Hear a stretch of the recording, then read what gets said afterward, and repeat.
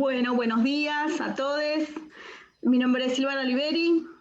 Arrancamos con nuestra cuarta jornada virtual de educación sexual integral. En nuestra primera conferencia la tenemos a Claudia, a la licenciada, Claudia Pereira, que nos va a acompañar con el conversatorio de la ESI en la escuela primaria, abordaje de los contenidos y las prácticas educativas. Bienvenida Claudia. Claudia es profesora en educación primaria, es licenciada y profesora en ciencias de la educación, es también licenciada en psicopedagogía y directora del nivel primario. También es capacitadora del Infod en gestión educativa, becaria de la Fundación Luminis y maestranda de la educación de UDESA. Así que Claudia, bienvenida. Muchas gracias. Muchas gracias. Buenos días a todos y a todas. Un placer poder compartir esta jornada con ustedes. Una jornada muy especial porque es abrir un conversatorio que termina el viernes. Como escuchábamos a las autoridades que estuvieron haciendo la presentación, es muy importante también que se generen estos espacios y que, si bien este contexto nos da la oportunidad de estar todos juntos, la idea también es poder compartir momentos de reflexión y de charla, ¿no? Poder pensar entre todos qué es esto de trabajar la ESI en este contexto, qué es esto de que se viene, la ESI no es una ley que tiene poquitos años, sino que tiene ya muchos años y que todavía estamos discutiendo sobre algunas cuestiones. Entonces, lo importante acá es que podamos pensar entre todos cómo trasladar y por qué es importante que esté dentro de la escuela. Para eso, bueno, les agradezco al instituto esta oportunidad. Voy a compartir la pantalla, vamos a empezar con la presentación.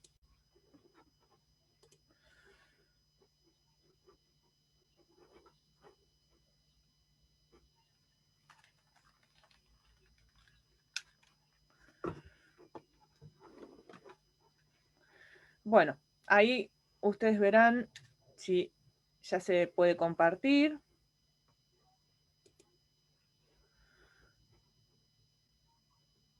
Bueno, hoy el tema, como ya lo presentaron, como lo presentó Silvana, es la ESI en la escuela primaria. ¿Sí? Hoy nos vamos a enfocar en esta cuestión de cómo abordar los contenidos, ¿sí? Y las prácticas, porque acá nosotros tenemos que pensar también que hay mucha información dando vuelta, hay muchas propuestas dando vueltas, hay mucho material. Entonces, en esto de cómo hacemos para seleccionar este material, qué es lo importante, qué debemos enseñar, qué cuestiones son las que realmente debemos abordar para de una vez por todas comenzar a trabajar la ESI como se solicita, ¿no?, en la ley. Bueno, entonces arrancamos primero con esto, ¿no? ¿Por qué la ESI ¿por qué la ESI en la escuela primaria? La ley 26.150 tiene como su propósito fundamental que hacer valer los derechos de los niños, las niñas y los jóvenes, ¿sí?, de recibir educación sexual integral. Es un propósito primordial del Estado, en realidad, y que este marco de educación sexual integral se lleva a cabo en los establecimientos educativos públicos y de gestión estatal.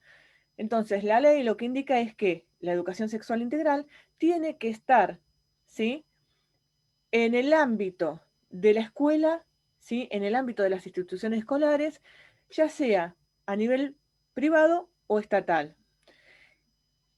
Y en todos los niveles, ¿no? Inicial, ¿sí?, primaria, secundaria. La escuela, además, en este caso, es el lugar donde se profundizan algunas problemáticas, algunos diálogos.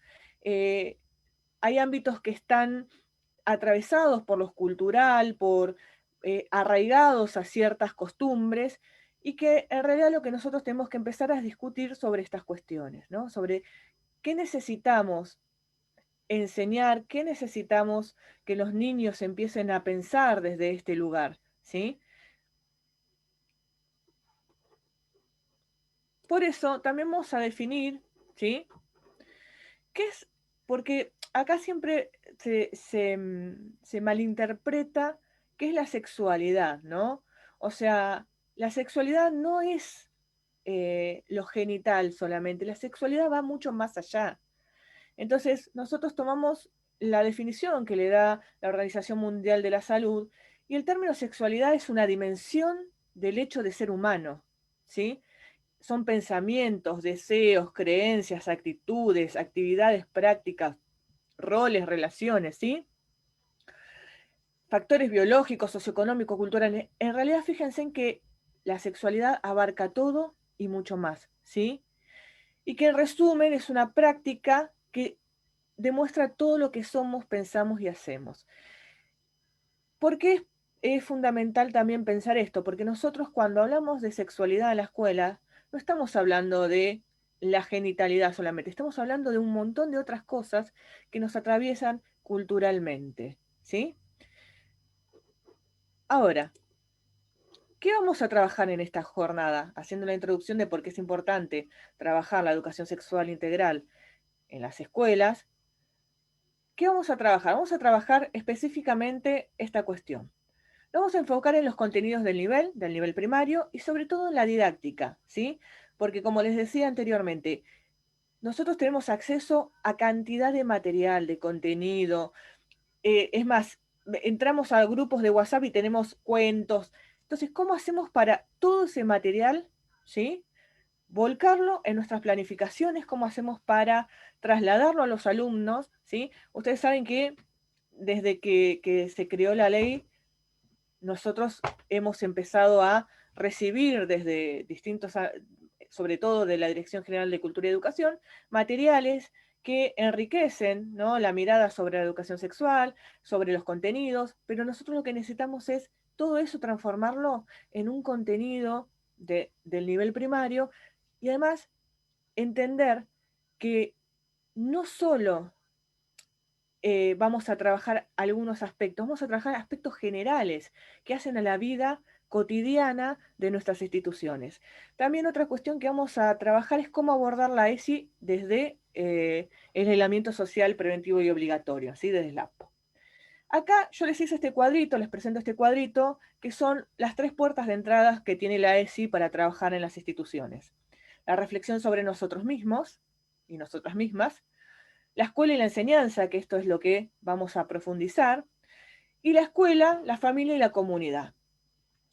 Entonces, esta es nuestra propuesta de jornada de hoy, lo que vamos a ir trabajando, ¿sí?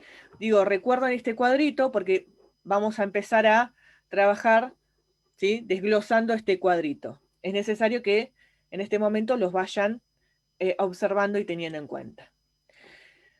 ¿Cuál es la primera puerta de entrada que encontramos en la educación sexual integral? La primera puerta de entrada es la reflexión sobre nosotros mismos y nosotras mismas. Nosotros somos sujetos culturales atravesados por una historia, por una cultura, y todo eso lo ponemos en juego, ¿sí?, cuando construimos nuestra mirada hacia lo que es la formación de nuestros estudiantes, ¿sí? Entonces, nosotros lo que al tener toda esta carga cultural, lo que tenemos que empezar a trabajar son estas dudas o inquietudes o temores que tenemos, que son creencias, estereotipos, tabúes, modelos de sexualidad que nos han impuesto, ¿sí? Cosas que fuimos incorporando a lo largo de nuestra historia que nos ha incorporado la cultura, ¿no?, nuestra sociedad. Y todo eso, lo que somos nosotros, si no nos repreguntamos como docentes, si no vamos trabajando, ¿no?, en el interior con nuestros pares, estos temores, estas dudas, ¿sí?, de pensar, uy, no, tengo que trabajar eso, uy, no, no sé cómo abordarlo. En realidad, estos temores infundados tienen que ver con una cuestión cultural, con esta mirada prohibitiva que tiene la sociedad tradicional sobre algunas cuestiones y aspectos de la mirada hacia el género, hacia la mujer, la mirada hacia qué tipo de conductas o comportamientos debe tener la mujer o el hombre en una sociedad. Entonces, todos esos modelos que nos han atravesado también nos permiten ponernos a nosotros en tensión con nosotros mismos y en debate, ¿sí? Pero esto no es solo, esto es en estos espacios. ¿sí? En estos espacios donde nosotros vamos a encontrar un otro para hablar, un otro para construir un nuevo pensamiento.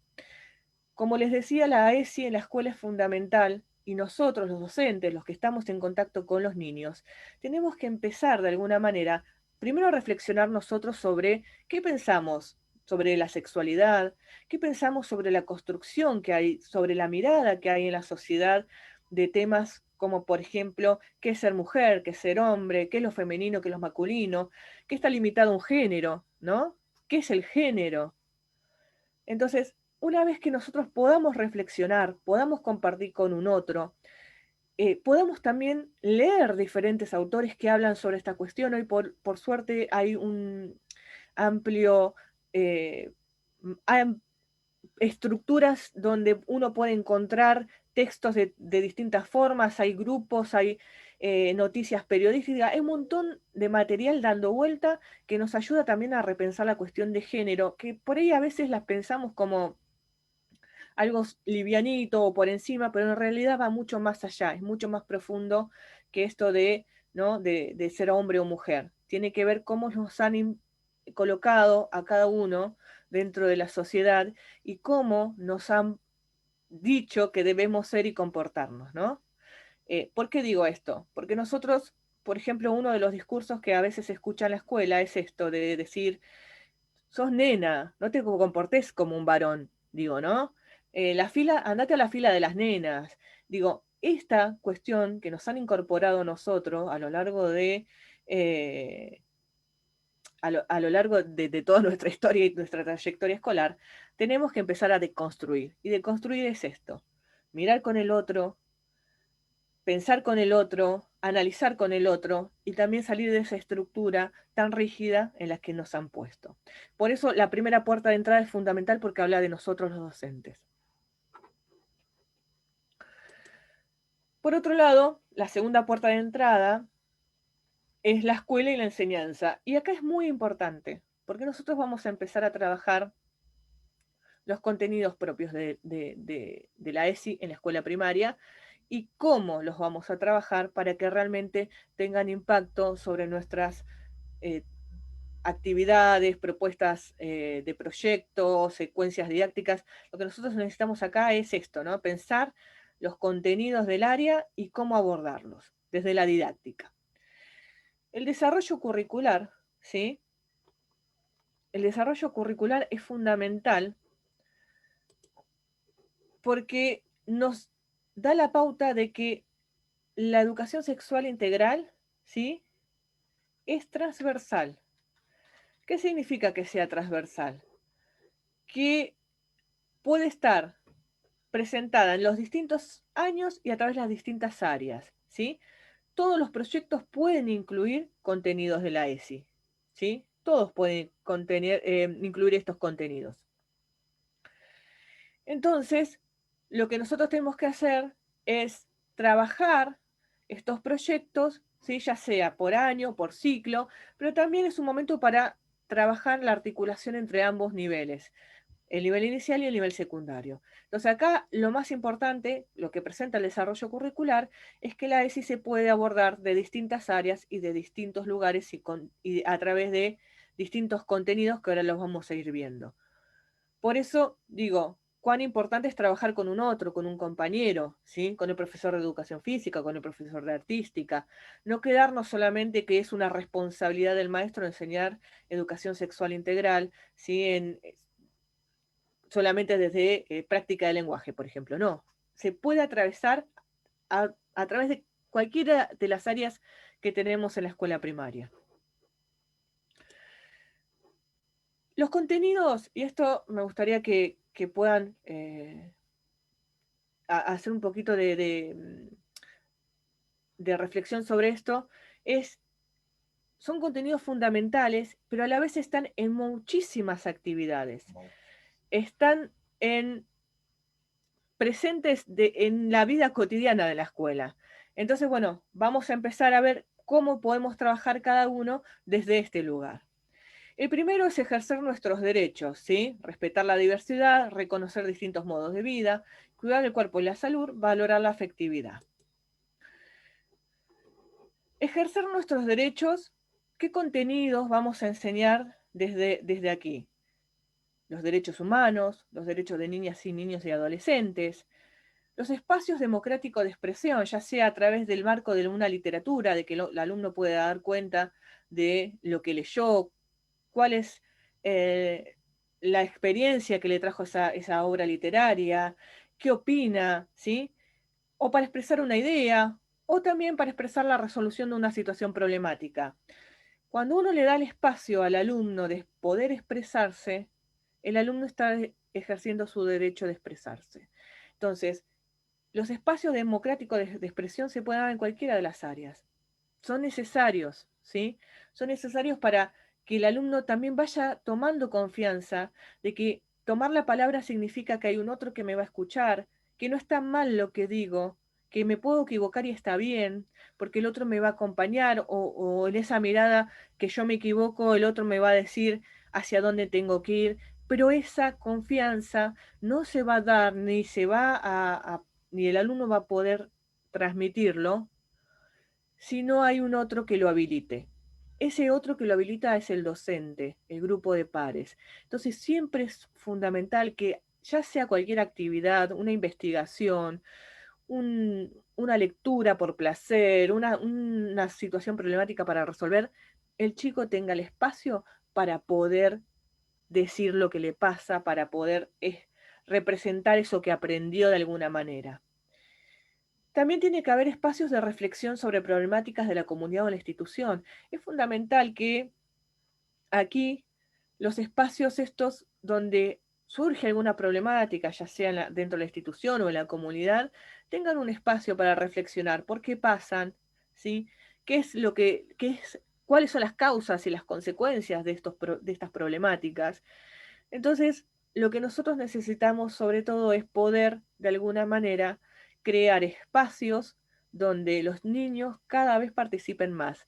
Y desde primer año, ¿sí? Para que cuando lleguen a sexto año puedan, de alguna manera, eh, ir con un bagaje cultural que ha transformado su forma de mirar a la escuela al nivel siguiente. Entonces, el nivel secundario se va a encontrar con un alumno que ejerce su derecho de expresión, que puede participar de cualquier conversación, ¿sí? Pero todo eso se tiene que construir y desde el primer año. Siempre es importante escuchar al niño. Siempre es importante que su palabra sea el centro de atención del docente. En estos espacios de reflexión también puede estar la expresión artística, ¿sí? A través del arte los niños se expresan y a través del arte, tanto niñas y niñas pueden, ¿sí? Decir aquello que por ahí a veces no pueden decir a través de palabras. Por eso es muy importante que cuando uno trabaja en la escuela primaria con distintos tipos de proyectos, incluya, por eso es una mirada transversal, ¿no? Incluya a los demás actores, a los demás profesores, para que el niño tenga varios canales para poder ejercer sus derechos de poder expresarse. Entonces, en este sentido, ejercer nuestros derechos va a tener que ver con esto, con poder poner en el centro la palabra del alumno, con lograr que ese alumno, a medida que va transcurriendo su escolaridad, pueda de alguna manera sentirse escuchado, sentirse valorado, sentir que lo que dice es importante.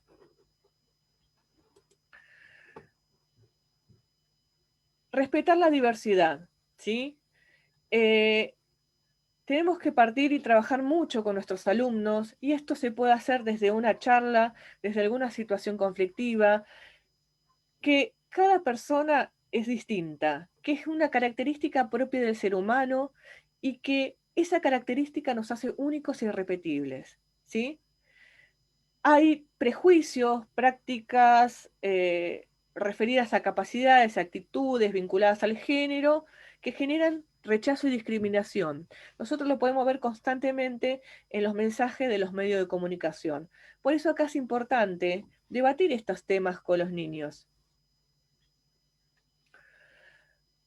Una vez que nosotros comenzamos a contextualizar lo que está pasando, ¿qué es lo que está pasando? aquí lo que vemos es que hay, por ejemplo, textos periodísticos, noticias o problemáticas propias de la comunidad que tienen como eje la discriminación. Eso es fundamental para poder trabajar, ¿sí?, con nuestros niños y que los niños vayan teniendo contacto con esta realidad, ¿sí?, con esta mirada que tiene algunos sectores de la sociedad sobre otras personas. Y cuando abordamos la mirada del género, sí, lo tenemos que hacer desde un lugar histórico. ¿Cuál fue el rol de la mujer, sí, y del hombre a lo largo de la historia? Eh, Esta cuestión es fundamental porque fíjense en que los contenidos, por ejemplo, de historia, se pueden relacionar con esta cuestión de el género, ¿sí?, a lo largo de la historia. ¿Cuáles fueron los roles de las mujeres a lo largo de la historia? ¿Qué roles se invisibilizaron? ¿Cuáles no? ¿Sí?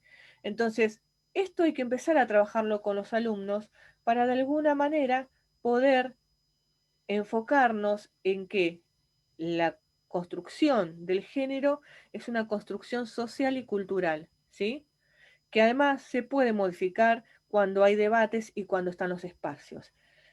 Entonces es importante que cada alumno y alumna pueda trabajar desde su año, desde sus contenidos, ¿sí?, puedan trabajar la cuestión de que la construcción del género es social y que además la discriminación son acciones que llevan ciertos sectores de la sociedad en detrimento de otro, ¿sí?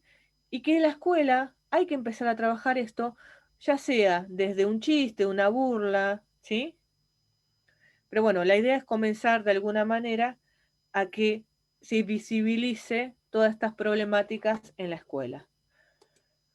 Por otro lado, reconocer los distintos modos de vida, ¿sí?, las distintas formas de organizaciones familiares, culturales, en el tiempo y en el espacio. Por eso es necesario también acercarlos a los chicos a relatos de distintas eh,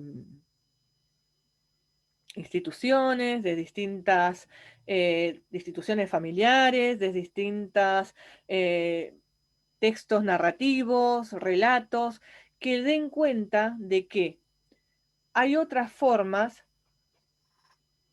¿sí?,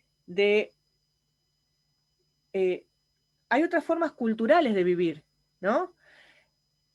Entonces, en estas distintas formas culturales de vivir, hay que sacar los aspectos positivos de cada una. Nosotros sabemos que en la actualidad hay muchísimas configuraciones familiares. Estas configuraciones familiares no son siempre las que desea, ¿no?, o las que tradicionalmente son las aceptadas, ¿sí? Hay mamás con mamás, ¿no?, dos mujeres criando niños, dos hombres criando niños, una mujer sola criando niños, un hombre solo criando niños, digamos, abuelos criando niños. Entonces, esta cuestión hay que empezar a tomarla, pero desde un aspecto positivo, ¿sí?, donde se destaque el amor y la unión, ¿sí? Cuando digo que se destaque el amor y la unión es esto, de que más allá de cómo esté conformada nuestra familia, lo más importante es el amor. Y eso hay que enseñarlo en la escuela, ¿sí? Eso hay que trabajarlo. Y se puede hacer a través de todos los contenidos, ¿sí? Desde ciencias sociales, práctica del lenguaje. Hay que comenzar, ¿sí?, a abordar toda esta cuestión de que es importante, sobre todo, la unión y la solidaridad y el compromiso que tienen esos individuos con el otro. Y después hay aspectos socioeconómicos, ¿sí?, que generan discriminación. Eso también hay que trabajarlo, porque si no es como que queda un sector siempre vulnerado y hay que comenzar a trabajar esta cuestión de abordar el origen histórico de la pobreza desde su contexto histórico, del por qué, ¿sí?, existe la pobreza. Y estos son contenidos que no podemos dejar de trabajar en la escuela primaria. Cuidar el cuerpo y la salud es esto, ¿no? Poder enseñarle a nuestro alumno primero cuáles son las características de su cuerpo, porque si no las conocen, no pueden aprender a cuidarlo. Entonces, enseñar las características del cuerpo desde ya inicial lo viene enseñando, hay que seguir profundizando en el nivel primario, sobre todo para cuidar la salud y para cuidar el propio cuerpo. Acá lo que nosotros tenemos que hacer es también una reflexión sobre los modelos y mensajes de belleza que circulan en la sociedad, que muchas veces generan en nuestros alumnos una baja autoestima o algún problema que lo puede influenciar negativamente, y cómo se relaciona con los otros, ¿no? Entonces, cuidar el cuerpo y la salud va no solo a la vida saludable, que es la buena alimentación, higiene, ejercicio físico, sino también a estos mensajes de los modelos culturales de belleza, de cómo tiene que ser un niño, cómo tiene que ser una niña, cómo tiene que ser un adolescente, ¿sí? Los estereotipos. Esto es fundamental poder trabajarlo. Y yo les vuelvo a decir que no hace falta, digamos, pensar en, uy, qué planificación. No, esto es, todos los días pasa en la escuela, donde hay un pequeño roce entre, no, porque yo soy linda, porque yo soy fea, que esto, que lo otro. Bueno, ahí es donde uno tiene que intervenir desde los contenidos y trabajar estos estereotipos, ¿sí?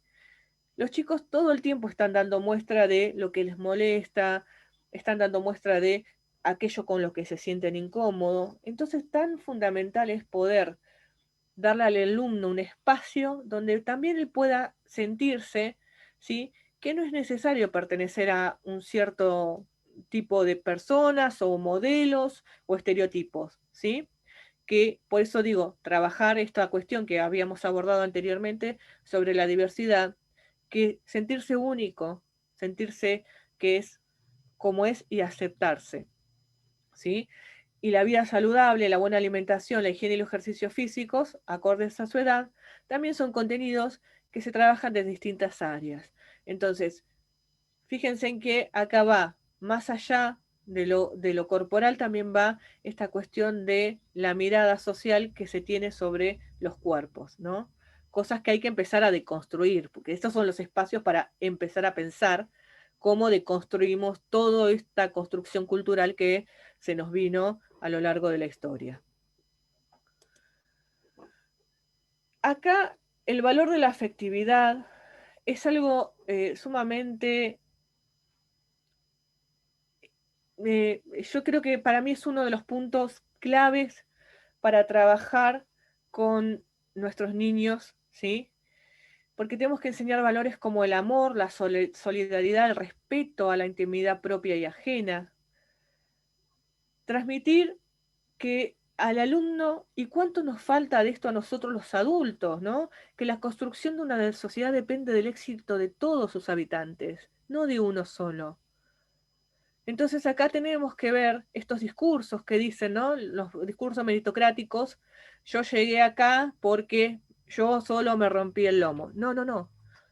Uno llega a donde llega porque hay un otro atrás, o adelante, o al costado que te sostiene y te acompaña, un estado presente. Entonces, la meritocracia versus la construcción colectiva, versus esta mirada, ¿no? La mirada meritocrática es la mirada de el alumno 10, el ejemplar, ¿no? La mirada meritocrática ha construido una sociedad injusta, entonces lo que nosotros tenemos que deconstruir es esa mirada meritocrática y que todos llegamos a algún lugar porque hay un otro, ¿sí? Porque hay un otro que pensó, porque hay un otro que me ayudó, porque hay un Estado que estuvo presente. Y si yo pude estudiar es porque, ¿sí? Hay alguien que estuvo pensando que la educación tenía que ser pública y gratuita. Entonces, no podemos seguir sosteniendo miradas meritocráticas en una sociedad tan injusta que necesita una salida colectiva, una salida con otros, una salida desde el lugar de la solidaridad, el amor, la comprensión, ¿sí? Y yo acá siempre, y los que me conocen, los que me han escuchado anteriormente, yo tomo la frase de Paulo Freire que dice, amar al educando. Cuando uno desea de verdad el éxito para el alumno y la alumna, ese éxito se llega, ¿sí? Se logra, ¿Por qué? Porque hay alguien que cree en mí. Ese creer en mí significa que alguien me está mirando, que alguien me está acompañando, que sé que detrás de esta pantalla, que sé que detrás de una tarea hay un otro, ¿sí? Y ese otro es el que quiere que yo tenga éxito en la vida, que logre mis objetivos, que cumpla mis sueños. Cumplir mis sueños, mis metas, no es solo, es a través de la educación, a través de un otro que me acompañe, alguien que crea mis proyectos, ¿sí? Una sociedad más justa se hace con amor y solidaridad, ¿sí? Por eso acá es necesario trabajar con noticias o ejemplos de actos solidarios de nuestra sociedad. Estos son debates muy profundos que tenemos que dar con nuestros niños, porque si no, quedaría como que son hechos aislados, que hay gente muy solidaria, ¿sí? Nosotros estamos viendo qué pasa con la salud hoy, cómo los médicos, a pesar de dormir a veces 2 o 3 horas, siguen atendiendo, ¿no? Cómo se armó toda una sociedad solidaria, pero también en contraposición cómo hay una sociedad que sigue siendo meritocrática. Entonces, desde este lugar, nosotros tenemos que abordar estos problemas y que mejor que nadie podemos hacerlos ahora en este contexto donde el que fue solidario sigue siendo solidario, ¿sí? Entonces, esos valores, volver a resignificarlos, volver a traerlos, ¿sí? A nuestra vida cotidiana. Necesitamos la afectividad, necesitamos que el niño sienta que deseamos para él todo lo mejor. Y después una de las cuestiones que esta es otra de los contenidos, que acá ya tiene que ver más con las acciones, ¿no? Con las actitudes. Esto que yo les decía al principio, ¿cuántas veces nosotros como docentes entramos a una escuela y vemos formados nenas con nenas, varones con varones? O estos discursos que, no, vos sos nena, ¿cómo vas a hacer eso? Te estás comportando como un varón. Las nenas no hacen eso. Las nenas se portan bien. Los varones tienen que hacer silencio. Digamos, hay un montón de cuestiones cotidianas que se reproducen, ¿sí? En el ámbito escolar que están institucionalizadas, invisibilizadas y que además ocupan espacios, ¿sí? Y que condicionan, ¿sí? Esta condición que se establece entre, entre los que habitamos una escuela está invisibilizada, no la podemos ver, digamos, es desde la formación, desde cómo están los registros, qué esperamos de la conducta de una niña, qué esperamos de la conducta de un niño. Esto también hay que empezar a deconstruir. ¿Por qué tenemos que empezar a deconstruir? ¿Sí? eh, las nenas no pueden jugar a la pelota, digamos. Los varones tienen que portarse bien porque son los que hacen más líos. Los varones son los más agresivos, digamos. Todas estas cuestiones, esos rituales, estas prácticas, hay que empezarlas a deconstruir. Nos lleva tiempo porque nosotros estamos atravesados por estas prácticas. Somos hijos, ¿no? De la escuela sarmientina y somos hijos de la escuela tradicional, pero tenemos que empezar por lo menos a debatirlo y a discutirlo, ¿sí? Cuando yo comencé esta charla, yo les dije que la idea es darle herramientas para que pensemos entre todos cómo llevar a cabo la ESI en la escuela, pero desde lo real, desde lo tangible, de lo que se puede hacer, ¿sí? Sabiendo que hay un montón de contenidos y materiales dando vuelta, pero nosotros en esto que es lo cotidiano no lo podemos ver. Digamos, no podemos abordar la ESI desde nuestras prácticas cotidianas. Entonces, esta es una de las cuestiones que tenemos que empezar a deconstruir, estas miradas que tenemos sobre la sexualidad, sobre la forma que tienen los niños y las niñas de relacionarse con los adultos y entre sí, y cómo la escuela ha sido una moderadora de esos comportamientos de niños y niñas, ¿sí? Desde que entran a la escuela y se forman. O de sentarse nenas con nenas, o sentarse varones con varones, digamos, acá es donde estamos en una situación siempre de constante tirantes. Y los episodios que rompen, esta es una de las cuestiones que pasan muy a menudo en las escuelas, sobre todo en la presencialidad. Y estos episodios que rompen en la vida escolar son, por ejemplo, peleas o agresiones entre alumnos, abuso físico o verbal, abuso sexual, conflictos familiares que se traen en la institución. Estos episodios lo que nos permiten, como irrumpen, nos permiten de manera inmediata poder abordar la problemática y nos muestra un camino para comenzar a trabajar la ESI. Digamos, cuando irrumpe un conflicto, no es algo que viene a desestabilizarme, sino que necesito, si ese conflicto llega, necesito poder hablarlo, trabajarlo, abordarlo y transformarlo en un contenido o en una actividad para realizar, ¿sí? Ya sea de reflexión, de charla, ¿no? Entonces, bueno, acá lo que hay que hacer es esto, de alguna manera poder lograr que los alumnos puedan canalizar todo eso lo que les pasa, ya sea dentro de la escuela o fuera de la escuela, y poder reflexionar y abordar esos temas desde distintos lugares, ¿sí? Desde los distintos contenidos que acabamos de ver. Por eso necesitamos trabajar en equipo, no podemos hacerlo solos, ¿sí? Es necesario trabajar en equipos y con otros, ¿sí? Para poder darle un abordaje integral a estas problemáticas que están presentes, que van a estar siempre presentes, ¿sí? Pero necesitamos poder abordarlas de distintos lugares. Y la tercera puerta de entrada y la última es la escuela, la familia y la comunidad. Muchos docentes se preguntan, pero ¿cómo es la relación con la ESI, la familia que se opone, que no le gusta, que no quiere que hablemos de ciertos temas? Bueno, fíjense que nosotros estamos hablando de temas que muchas veces las familias no saben que pertenecen a la educación sexual integral. Las familias tienen un concepto de la ESI que es la sexualidad muchas veces, ¿no? Le van a hablar sobre relaciones sexuales a mis hijos, no. Entonces, ¿cuándo hay problemas? Cuando hay poca información, ¿sí? Yo no creo que ningún padre se oponga a trabajar los contenidos que acabamos de ver. No creo que ningún padre se oponga a trabajar sobre la afectividad, que es sobre la diversidad, sobre la construcción social del género. Digamos, yo no creo que si los padres tienen esta información, ¿cuáles son los contenidos? No va a haber ningún problema, ¿sí? No creo que tenga problema en que se trabaje el cuerpo y el cuidado del cuerpo, ¿sí? Entonces, por eso es necesario necesitamos estar en constante comunicación con los padres. Y los docentes dicen, no, pero yo no quiero que los padres me digan algo. No, no. Estos son los contenidos de la ESI para la escuela primaria. Esto es lo que tenemos que trabajar. ¿Sí?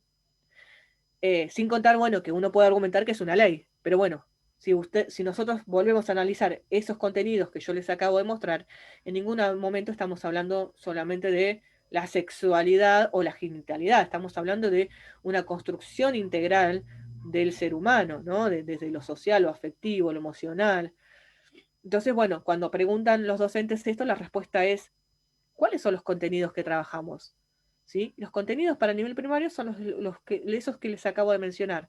No, después, una vez que uno le explica a los padres, en ningún momento después los padres vuelven a decir, no, no quiero que le enseñe esto, sí quiero que le enseñe esto, porque necesito que mi hijo también empiece a valorar a su familia, empiece a valorar, ¿no?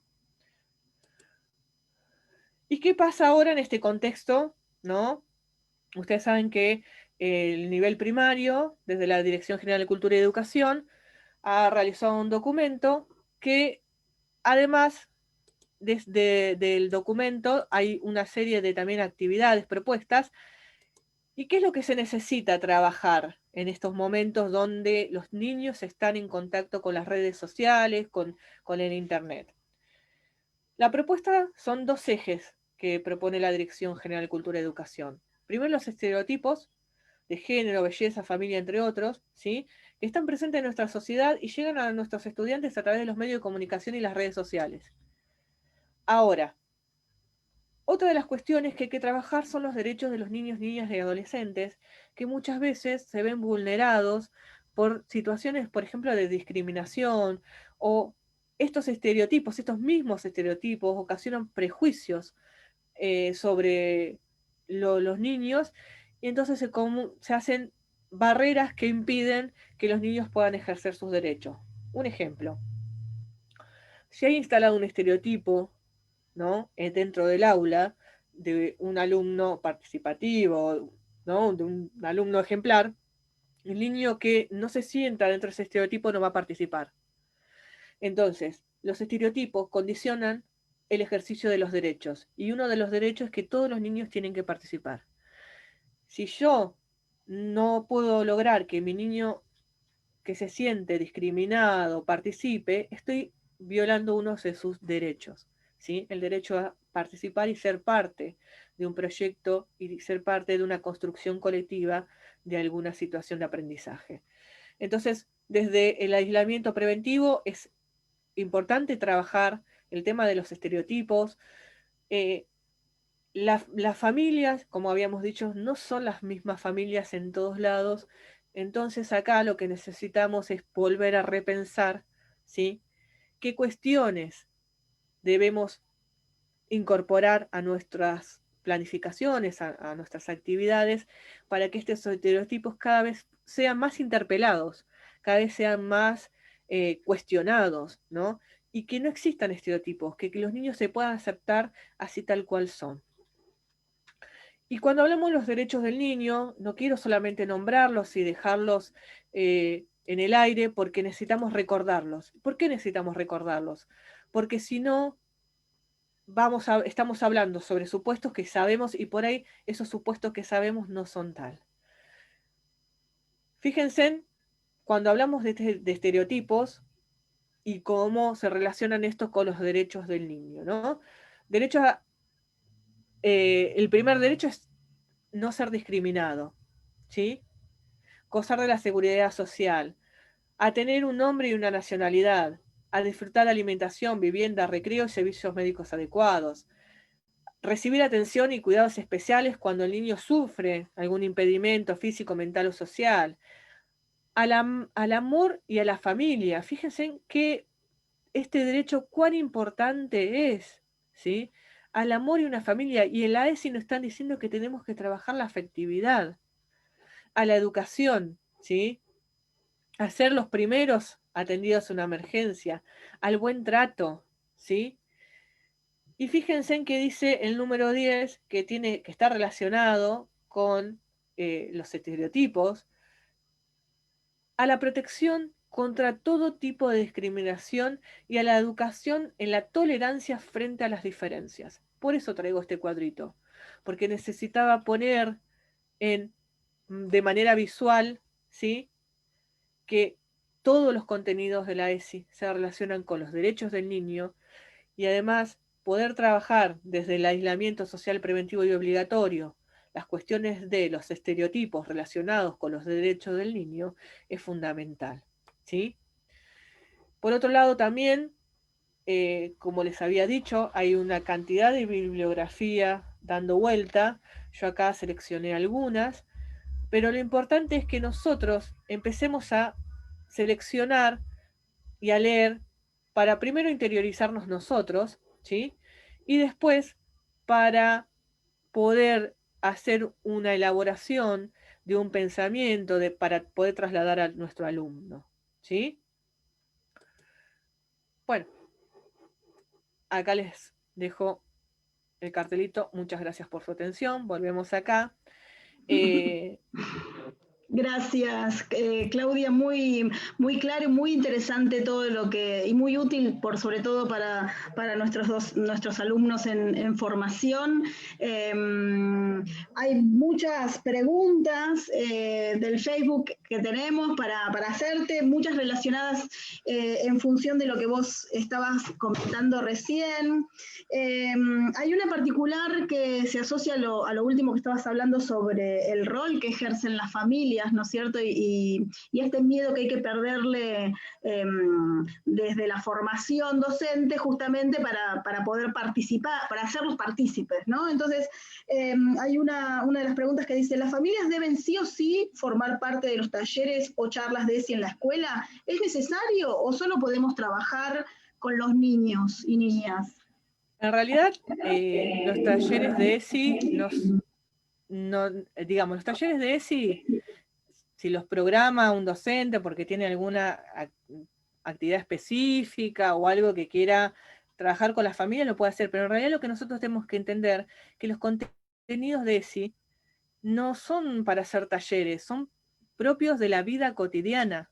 Digamos, si nosotros nos centramos en estos contenidos que vimos, están presentes en todo el tiempo en la escuela. Entonces nosotros no podemos solamente limitarnos a hacer un taller. En realidad la ESI atraviesa todas las áreas, atraviesa todos los contenidos. Los papás sí tienen que estar informados de qué contenidos vamos a trabajar, porque muchas veces acá es donde se genera la tensión. ¿Por qué? Porque también hay un discurso en la sociedad que se opone a la educación sexual integral. Hay ciertos sectores que se oponen. Entonces, ¿qué discursos salen a dar esos sectores, ¿sí? Para que los padres digan, no, yo me opongo a que mi hijo reciba educación sexual integral? Cuando uno les comenta que los contenidos que vamos a trabajar son estos, los padres cambian totalmente porque comprenden que la educación sexual integral no es lo que una cierta parte de la sociedad les dijo que era, sino que tiene que ver con otras cuestiones que hablan sobre discriminación, hablan sobre el rol de los niños en las instituciones, el poder conversar de manera democrática, digamos, ejercer sus derechos como ciudadanos. Estas cuestiones, cuando la familia las comprende, es muy difícil que después el padre se oponga. Se opone porque lamentablemente, como todos, están los discursos, ¿sí?, de educación sexual integral, están atravesados por intereses propios de algunos sectores. Interesante también que nuestros estudiantes en formación sepan que tenemos varios cuadernillos, hay uno de ellos para charlar en familia, que nosotros lo vamos a compartir del Ministerio, ¿no? Donde nos aporta muchísima información, y además de los lineamientos curriculares y de los cuadernillos para educación primaria, ¿no? Sí, hay muchísima información dando vuelta. Entonces nosotros lo que tenemos que empezar a hacer es esto, ¿no? De poder seleccionar cosas que realmente no sean prácticas en nuestra vida cotidiana, ¿no?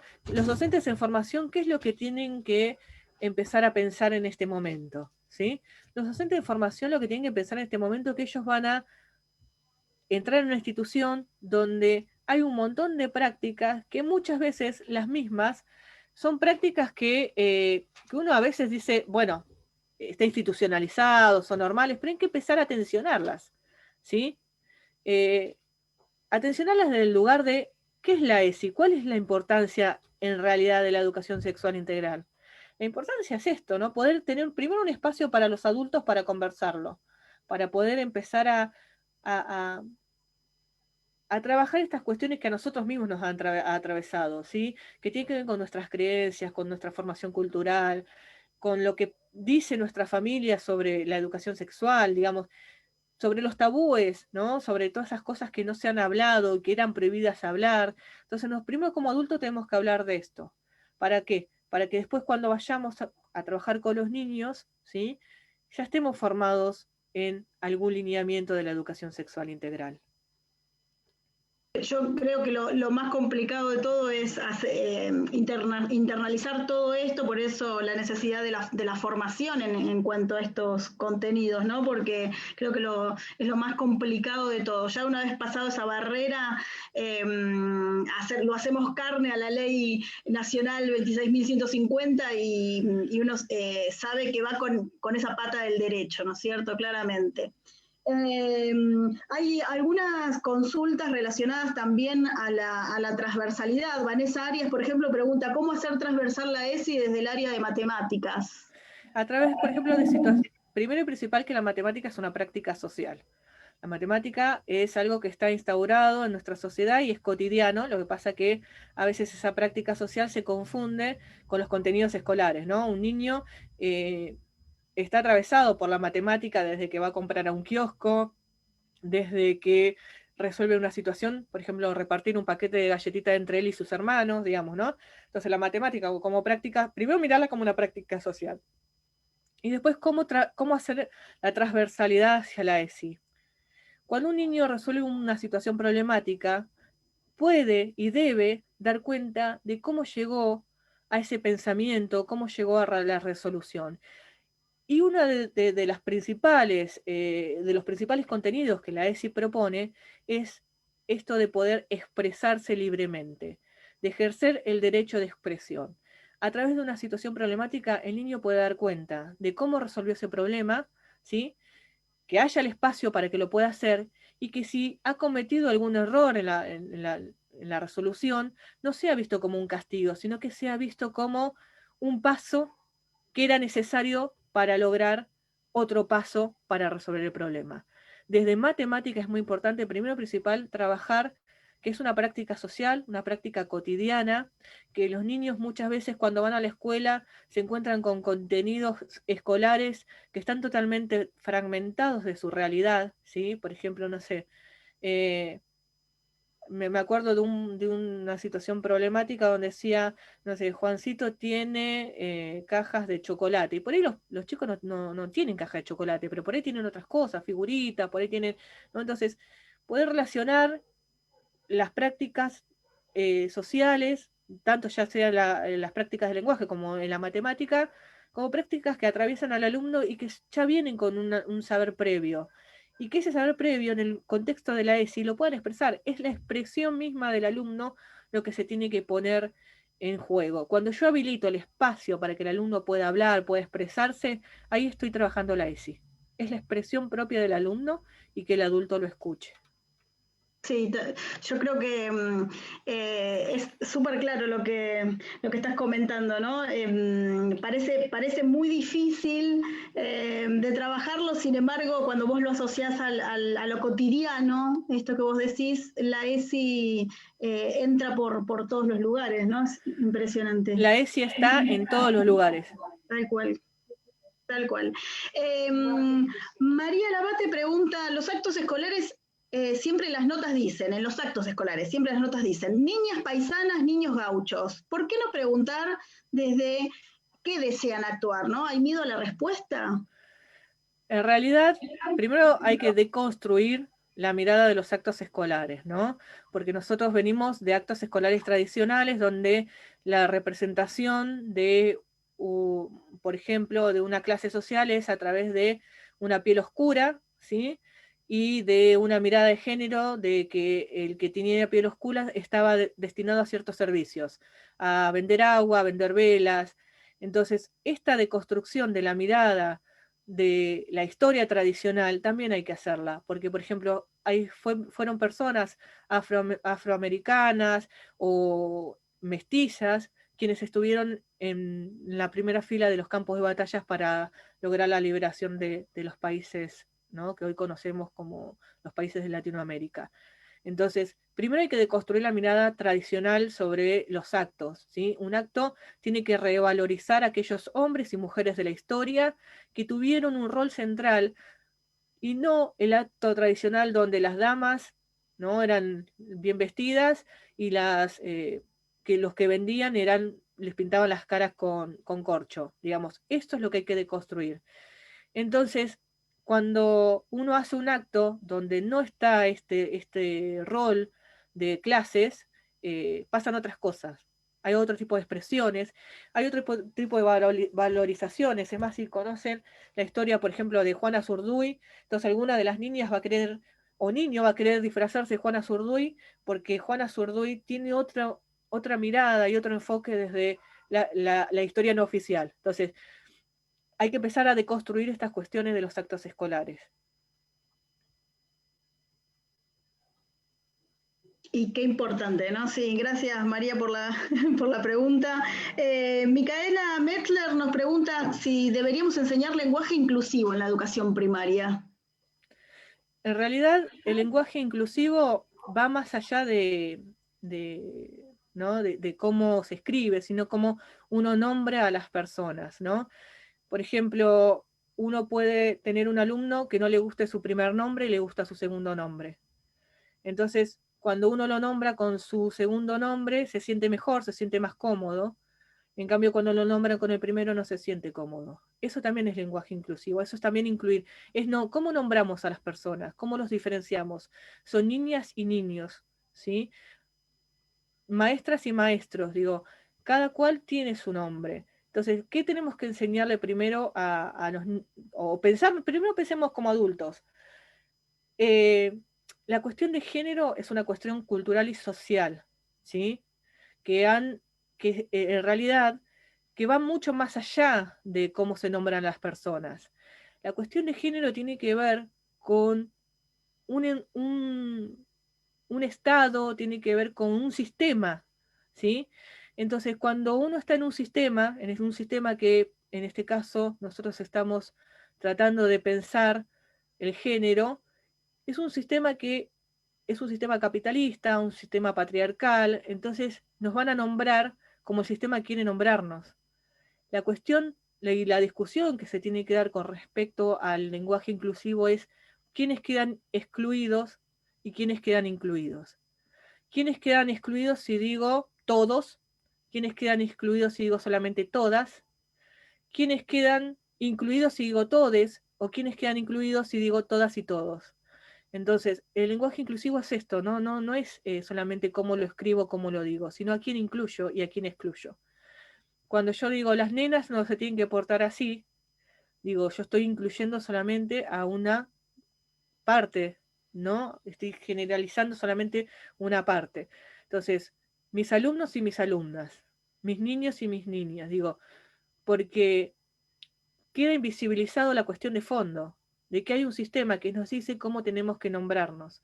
Entonces, ese debate no lo podemos dar libremente y así de manera tan light, ¿no? Hay que darlo en profundidad y pensando que existe un sistema, es un sistema opresor que genera una forma de cómo debe ser el hombre, cómo debe ser la mujer, cómo debe ser nombrado, y además de, no solamente eso, como también debemos comportarnos. Y cuando uno no entra en esos estereotipos, es visto y es excluido, ¿sí? Por eso es tan importante comenzar a trabajar la educación sexual integral. Sí, es súper interesante lo que comentás porque nosotros desde la formación docente en primer año trabajamos en todo lo relacionado con estereotipos en ciencia, ¿no? Y cómo ese perfil, esa matriz de aprendizaje que traemos todas las personas sobre qué es hacer ciencia en el aula, después lo representan con lo estereotipo del típico primero varón, ¿no? Con la bata, y con todas las características y los adjetivos. Es un trabajo que hacemos con todos los primeros años y siempre, siempre pensamos que se ponen de acuerdo, pero cada uno lo trae y lo expresa. Y hay un compañero que trabaja con nosotros, que es Javier Pérez Obrero, que hizo un comentario recién, que dice, hay que prestarle atención a la función de los memes como reforzadores de los estereotipos. Circulan muchísimo y como vienen revestidos de chiste, pasan de largo, pero muchas veces sostienen los estereotipos y muchas personas que conscientemente no los defenderían comparten un meme que los refuerza. Claro, por eso acá la relación que tienen las personas con las redes sociales, por eso cuando decimos, ¿qué tenemos que trabajar durante el ASPO? ¿Sí? Lo que tenemos que trabajar es esta cuestión de que nuestros niños están en contacto todo el tiempo con estas expresiones de las redes sociales, ¿no? Y a veces también los adultos las viralizan o las hacen cómicas, y en realidad no es cómico porque está afectando de alguna manera, ¿sí?, a una parte de una población que se siente discriminada, ¿sí? Entonces también, bueno, es analizar todo, por eso digo, no se trata solamente de, cuando hablamos del género, no es solamente discutir cómo los vamos a nombrar, sino también va mucho más allá, de entender que hay un sector que va a querer seguir sosteniendo de alguna manera esta mirada, ¿sí? Y por otro lado, va a haber un sector que va a estar en puja y en lucha tratando de construir esto. Esta es la tensión, si lo planteamos en términos de Bourdieu, este sería el campo, ¿no? Este campo de disputa y de tensión, donde uno tiene que, de alguna manera, ir primero formándose y aprendiendo sobre qué es la cuestión de género, qué es el género, ¿sí? ¿Qué relación tiene el género con un estado, con un sistema que además yo estoy inserto en él, y además las redes sociales que han venido, como dice acá el profe, han venido a también reforzar esa cuestión de las burlas, la discriminación, los estereotipos, ¿sí? Digamos, y eso es muy importante trabajar, y hay que trabajarlo en la escuela primaria, porque nuestros niños están en constante comunicación con las redes sociales y más en este momento. Tal cual. Tenemos una última pregunta de Viviana Leuchi que dice, ¿por qué si tenemos que comenzar por las listas de registro? Por ejemplo, un docente quiere cambiar la lista del registro en su orden, en orden alfabético. ¿Todo es juntes o no lo dejan? Bueno, yo soy directora de la escuela, obviamente que me hacen esas preguntas, ¿no?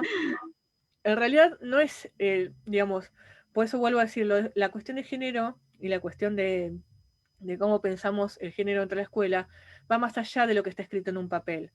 Yo puedo tener ese registro porque es una forma formal de presentar a los alumnos, que también es discutido y se puede discutir, pero puedo tener mi lista aparte y nombrarlos como ellos quieren ser nombrados. Digo, yo lo hago con mis alumnos del profesorado, yo siempre les pregunto cómo te dicen o cómo te gustaría que te digan. Y no les tomo lista como está estipulado, sino como ellos quieren que los sean nombrados. Entonces, un docente tranquilamente puede tener el listado y nombrarlos aleatoriamente o como les parezca. Digo, no es necesario tampoco seguir tan estrictas las reglas. Yo tengo 58 alumnos en el profesorado de educación física y voy tomando a veces salteado, lista, empiezo por una mujer, un varón, y digo, ya cuando uno los conoce ya los vas viendo, pero es esto, ¿no? ¿Cómo nos nombramos? Más allá de lo formal, del papel, ¿cómo nos nombramos a los chicos dentro del aula? Y qué es también, qué es lo importante de la asistencia. No es que estoy controlando que estés o no estés, necesito que estés, ¿sí? Y si no estuviste, estoy preocupada porque no estuviste. Y eso es la afectividad, ¿sí? En primer grado se utiliza mucho, por ejemplo, los presentes, ¿no? Dice, vinieron y están los nombres de los que no estaban. Y después, ¿sí? Está, te extrañamos. En vez de los ausentes, no se llama ausentes, te extrañamos. Cuando el chico vuelve al otro día, encuentra su nombre, en el cartel te extrañamos. Qué buena, me parece que te van a tomar la idea, es un buen propósito, sí, me parece que es justamente trabajar esta pata de la afectividad de la ESI, ¿no? Nos preguntaron si podíamos compartir después el PowerPoint. Sí, yo se los Lo envío. vamos a subir, tenemos un recursero que están sumando propuestas, así que va a ser muy interesante que podamos sumar la tuya. De mi parte, gracias Claudia, la verdad que ha sido un placer. Espero que hemos tenido una participación muy importante a través del canal de Facebook del Instituto. 160 personas, me dice mi compañera, así que ha sido muy lindo conocerte, incorporarte a este nuevo equipo del 50 de las jornadas. Para nosotros fue un placer y todo lo que podamos aportar, claramente todo suma, ¿no? Bueno, muchas gracias a ustedes por la convocatoria. La verdad que uno a veces necesita compartir sus experiencias, porque más que nada es esto, ¿no? Lo que uno sabe, sus experiencias, y de un lugar desde la horizontalidad, desde el compañerismo, desde la solidaridad. Entonces, desde ese lugar siempre está bueno compartir con otros. Les agradezco muchísimo y bueno, estoy acá para lo que necesiten y gracias a todos los que estuvieron ahí del otro lado. Un afecto y un cariño grandísimo porque la verdad que hasta ahora, por ahí, con todas las cosas que hay que hacer, estar escuchando una charla, ¿no? Así que muchísimas gracias. Y bueno, estoy en contacto con ustedes. Gracias, Claudia. Gracias. Y gracias a todos los que estuvieron conectados a esta hora. Nos vemos a la tarde, tenemos no me quería olvidar, a las 3 de la tarde nos encontramos con otro conversatorio, el de juegos, género y colores para el nivel inicial con Agustina Moreira y la profe Karina Bor. Así que los esperamos en un ratito entonces. Gracias, Claudia, nuevamente. Chao, chao.